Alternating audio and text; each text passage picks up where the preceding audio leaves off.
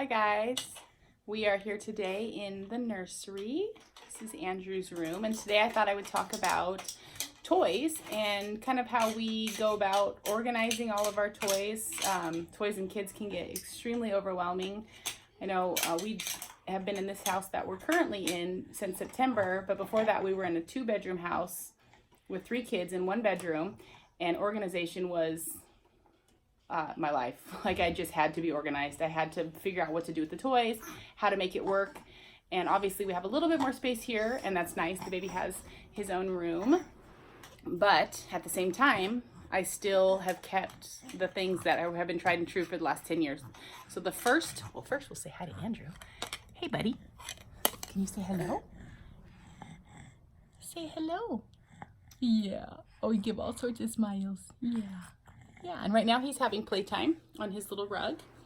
And we do this a couple times a day. We'll come in here and play, and he's starting to scoot. So he no longer stays necessarily on this blanket, but it still protects the carpet most of the time. So I'll still lay it down. But we have all different kinds of toys here. We have musical toys, and we have textured toys. He's at a very explorative age. We have all sorts of toys that go in containers, some that make music and sounds. This one sings. He really likes that one. I usually put out a handful of books. These things that rattle that he can hit. So I think that's about it. I don't put too many out because it's very overwhelming for them, and he plays better when there's less toys out. So here's what I do though. So he has these bins over here, his little toy shelf, and I have 2 separate bins, and in each bin I have kind of divvied out the toys to kind of be the same in the sense of some make noise, some have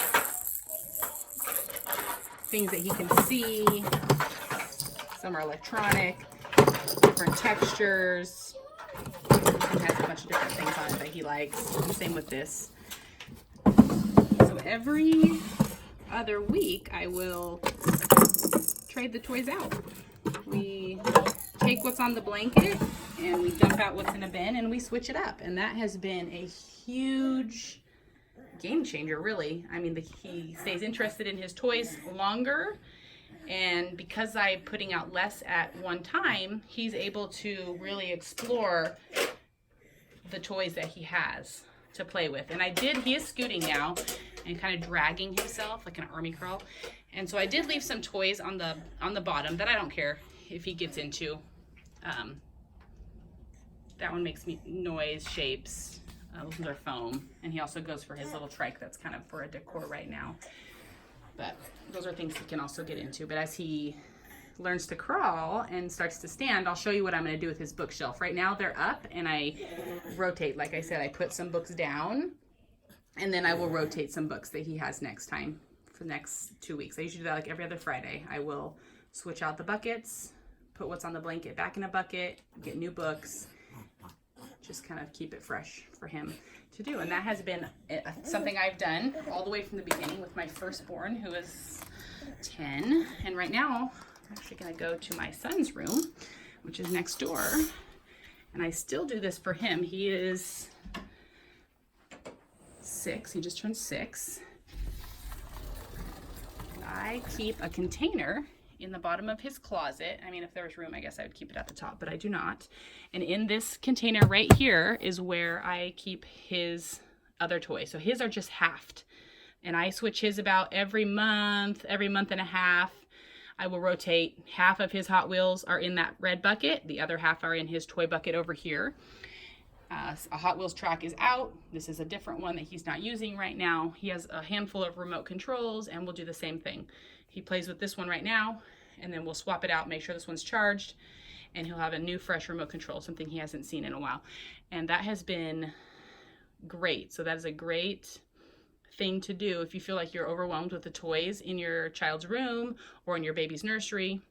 And this is something you can do with all ages, all the way from the baby when they really start to sit up and play with their toys, all the way through. I would say when we moved here, my girls turned 8 and 10 in September, And that's kind of when we stopped. They still share a room, but it's a pretty significant size. But my older 10-year-old doesn't have a lot of toys. She has a few things that she plays with, but nothing where she has a toy bucket or a toy box where she has things that she plays with regularly. And so I'd say between that age, 8-ish, is when maybe you would be done rotating the toys out of bins, because maybe they don't have as many toys options. I know boys, maybe they would just have a bucket of Legos or some kind of building or construction kit thing that they maybe like to play with at that age. But I wouldn't say there's a ton of toys once you hit like 8, 9, 10 years old. So I'd say that's when we about stopped for the girls. But definitely something you can do, 7 and under, 8 and under. Share a room or not. We did it when we shared a room with all 3 of them. I had one bucket that we put we'd have the toys, and we'd put them in, and then we'd rotate them every month. Yeah, give it a try. Do you do that? Do you guys have organizational stuff like that? Let me know in the comments below. If you like this video, give it a thumbs up, and I will see you next time. Bye.